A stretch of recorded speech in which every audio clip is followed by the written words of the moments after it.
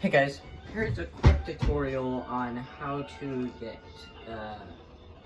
chicken eggs in Legend of Zelda Breath of the Wild without them killing you or something.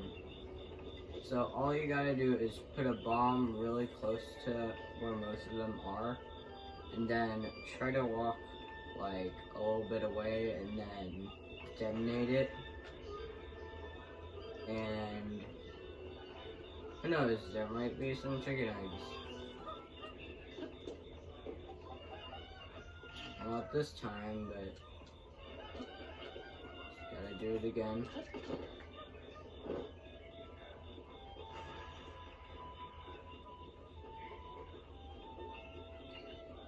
And like, you have to be like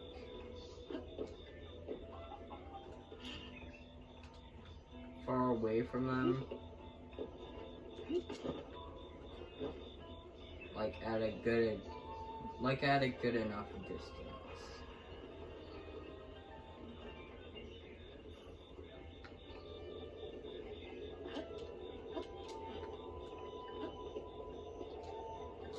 There we go. And that's it. Bye guys.